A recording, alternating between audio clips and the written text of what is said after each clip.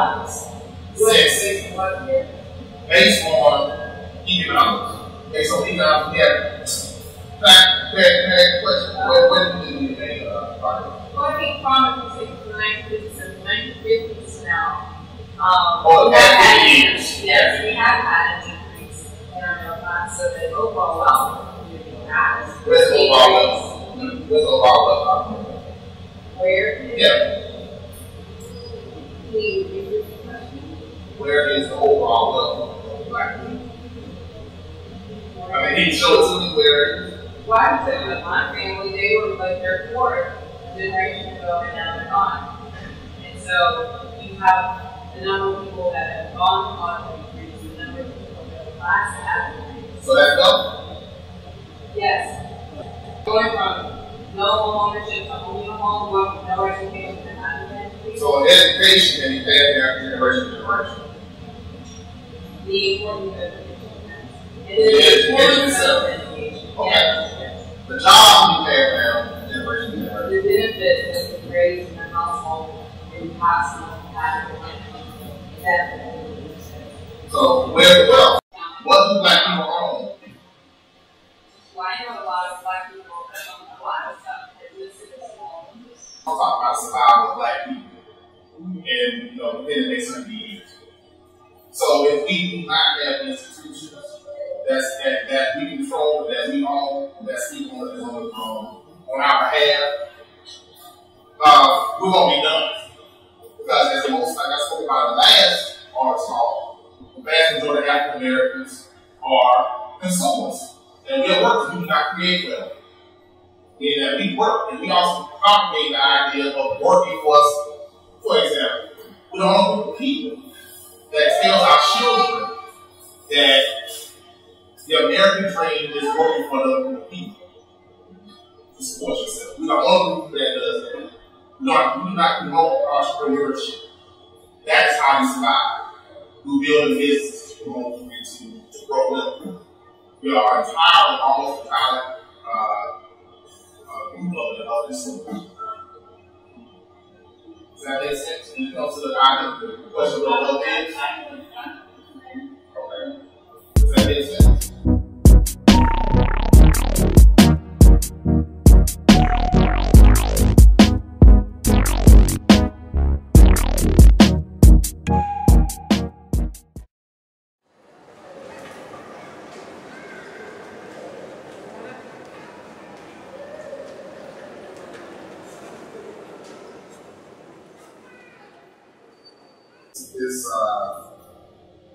This scene, it was born out of me just walking down the street. The scene was born out of me just going across the left. You know, when I hear people say, well, it's all right for people to come from sitting here at home, that's cool. You can do anything that's outside the home, that's a big thing home. You know what I'm saying? You know, when it comes to the family, the father and the mother is key to building and shaping children. About relationships here, there's a problem that's going on between black men and black women. I'm going to speak about these problems through a couple of pieces that I've done. First one being my mother, my son. Did everybody take a look at that piece? I did a little bit of analysis, my interpretation of what they thought that piece was about. Their own interpretation of what they saw. I recall the piece from the fall. What I saw from it was that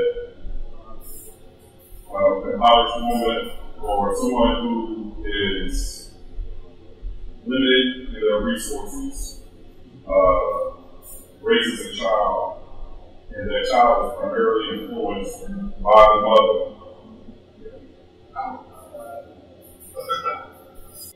It's a piece itself. And so the mother's influence becomes dominant in the young boy's life, and the mannerisms and views that she has in the world. Just, I mean, it's natural and normal for children to emulate what their parents do or parent does. And if she has a negative experience and outlook on life with limited resources, she has a tremendous probability of influencing her child unduly, but still influencing the child to be very simple. If perhaps she had an awareness of herself and her own limitations and perpetuated that part into her child, he would have a problem. He would have a greater chance of success. But in this particular piece, she doesn't see outside of herself what her limitations are, and her negative perceptions of the world are embedded in her son's head. And he grows up in literally just stimulates her for better, of course.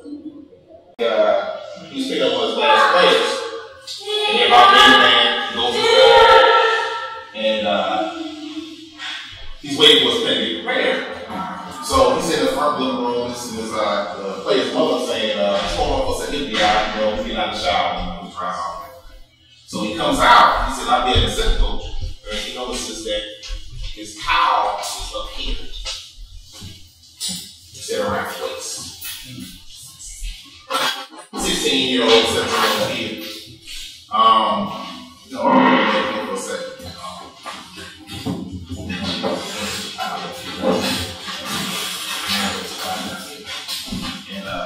It's like when it comes to the influences that his mother had on him, you consider that a major thing, but for a child at that age to be wearing his towel around his, here as opposed to down here. That said a lot about how much influence his mother had on his life, being exposed to men. So when I see how on these streets of the city, cats out here fighting, shooting, arguing, bickering, getting super emotional about whatever disagreements they're having with one another, to the jails full field. You see the way these guys are treating women, the way they saw these things mirrored in their home, with, quote unquote, them not having fathers or their mother having a revolving door of guys that come in and out of the home. I know it might be sounding kind of put some people on a back alley or some of the things I'm saying. I think there's a lot of, you want all women to be at their best and be the most positive for themselves. I guess the only, that's what I did get to see. I guess the only issue I have that is slightly this cause and effect relationship.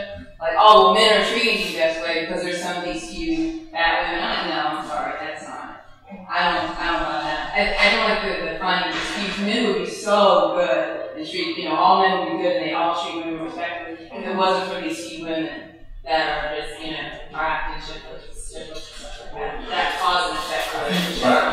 I think the series in general just highlights the fact that this is just a big freaking mess, right? Okay, so there's no matter where you put your hand in it, you can get some mud on it, right?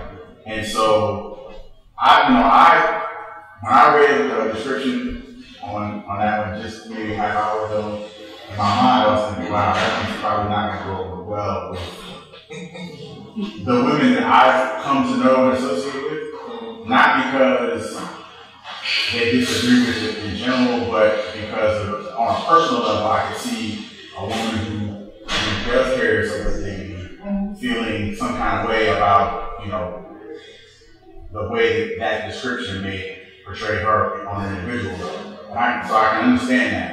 But I think that when you kind of collectively look at all the pieces and what you're trying to highlight, no matter where you look at it, there's you can blame the cause on any number of things, but the reality is that the mess exists. And so for each individual person, how they view the cause of one specific description may be entirely personal to that person, the way they see it from how they've grown up and what they.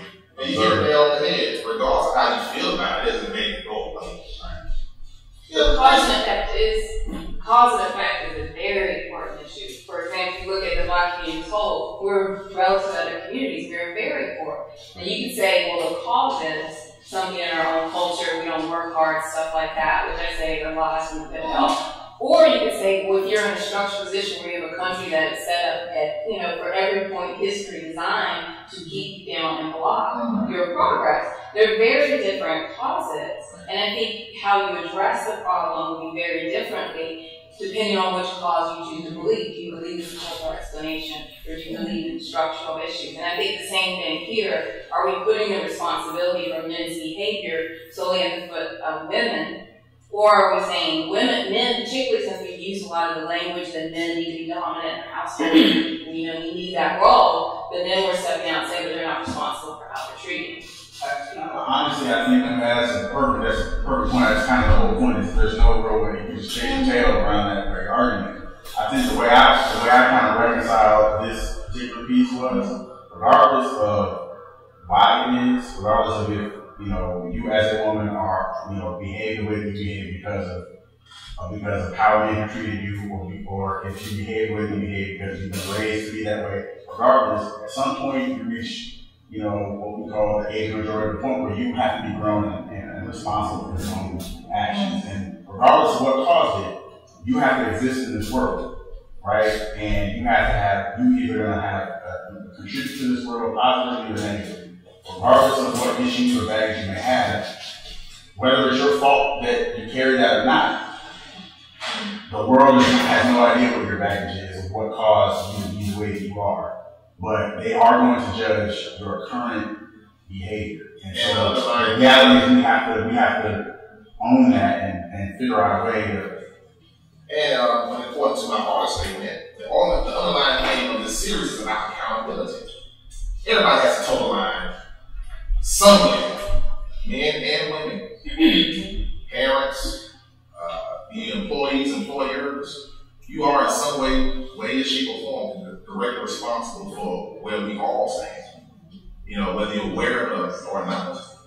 So when it comes to the descriptions and how I put this here, I know people don't agree with everything, but I don't care. My work, my approach, and I stand on it. Everybody has different opinions of how they perceive, but again, like you pointed out, the problems and the sources of the problems are numerous. So I can't squeeze everything into one piece.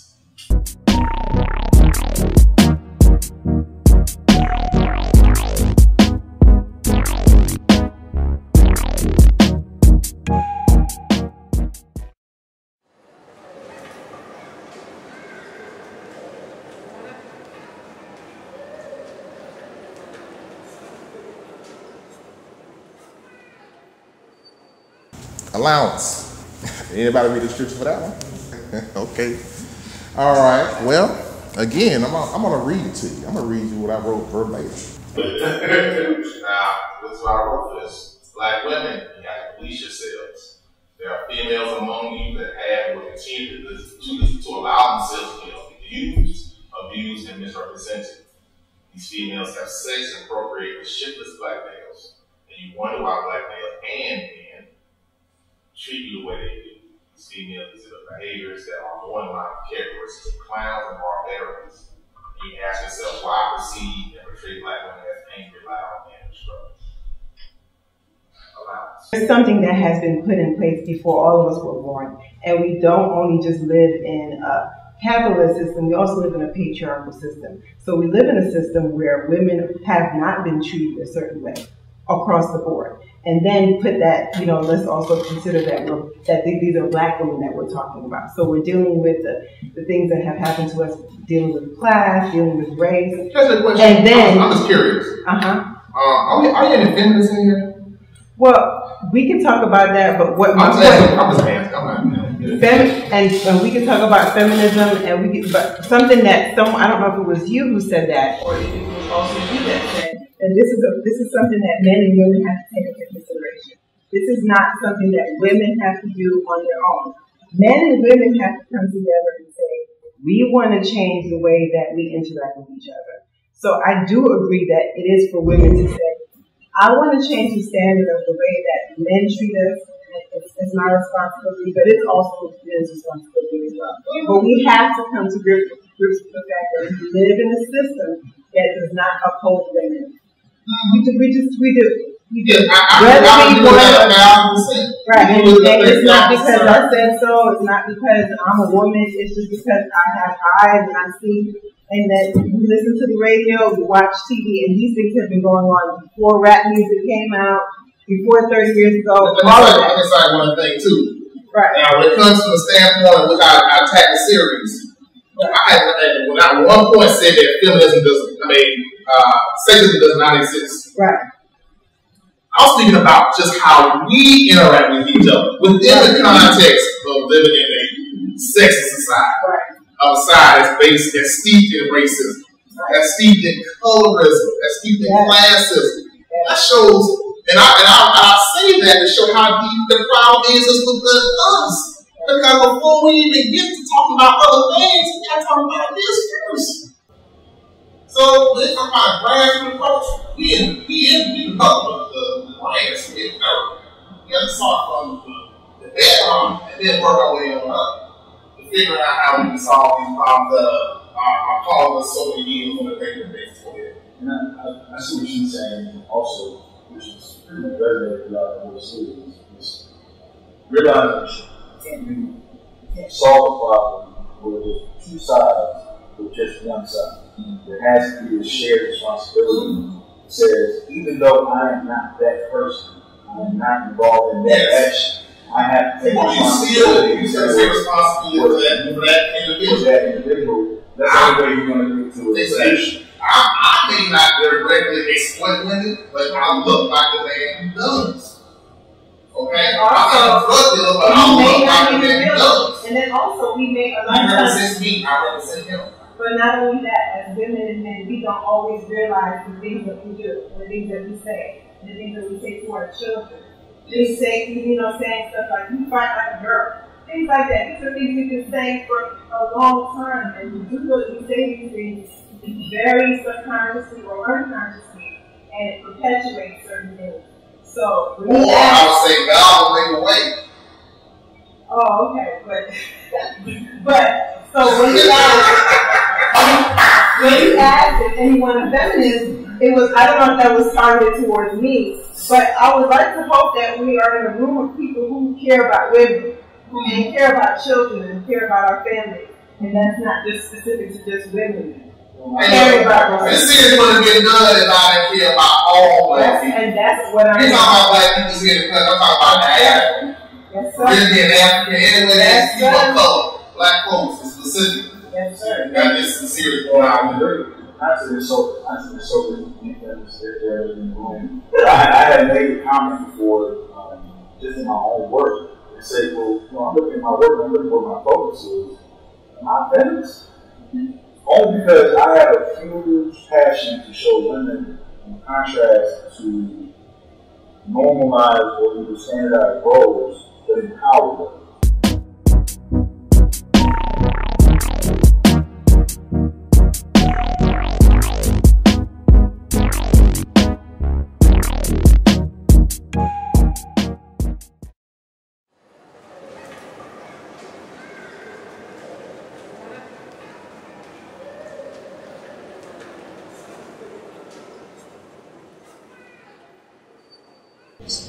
The piece is about the black woman. And in particular, portrayal of the black woman, yes, the black woman had the worst of the worst when it comes to atrocity and stuff. When it comes to profile, yes, we do live in a sexist society. Oh, you can say society. That's all it is. Very much so. Now, in that particular angle, we see about the black woman and how she can portray and how she can abuse over the past 400 years. And how that has found that into psyche and to how black women dress over black women and to how black women dress black men. That's one side of the issue. Now, when it comes to That's not one side. That's the other side. The abuses, things that have been perpetrated on the black women, especially black women, on the portions of the city, got spilled out into the things that we see today. We don't give these things another weight, but they've been passed down, they've been put down over the years. They filled out to how you all interact with one another, how you all interact with others. Now, when it comes to the brother piece to this, they pretty much say the same thing. Yeah. It's the same thing. I'm pretty sure about it. Yeah, 2 seconds. The same thing is in Stockholm syndrome. When it comes to fear in black people, when it comes to the abuses that we have been subject to over the past few hundred years after in almost, when it comes to how we interact with one another, how we see one another as men, fear is what our biggest enemy is. When it comes to interacting with black women, how we speak for ourselves, how we interact with society at all. Again, something I have to detail, but that's basically what we do that.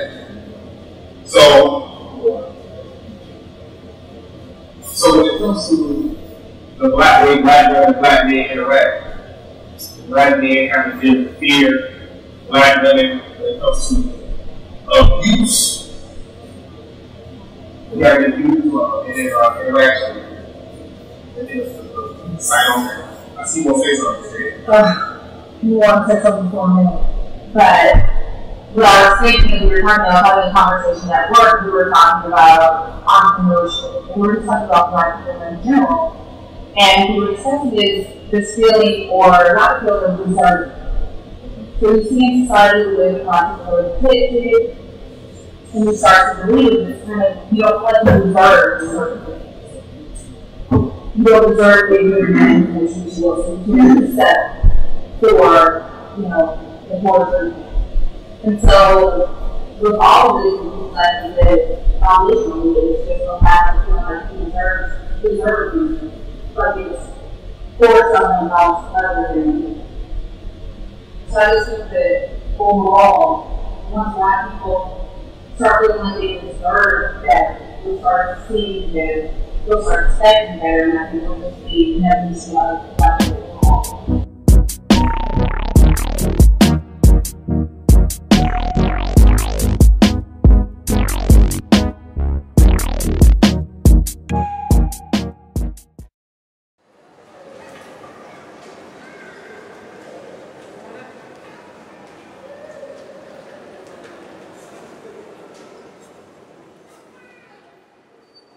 Our goal is to create new collective and initiatives interest in it all.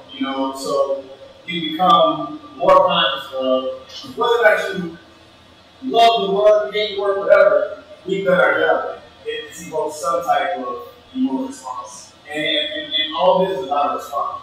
Are you alive? Is there a pulse? Are you feeling it? Do you feel anything? And I think that's the purpose of us here.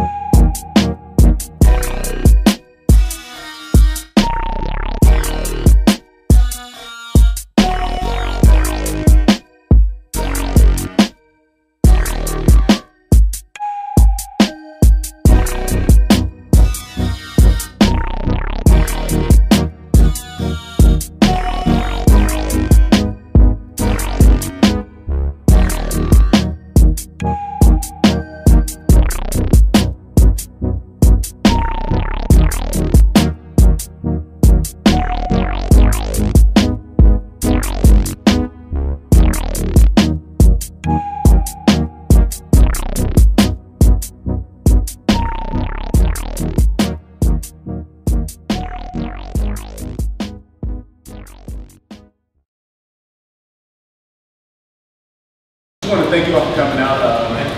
If you have any questions or any additional questions, we're going to be here for a while. We'll turn the music back on. Well, fortunately, for you all, and just let me know if you have any other questions. And thanks for coming out. And thank you for it.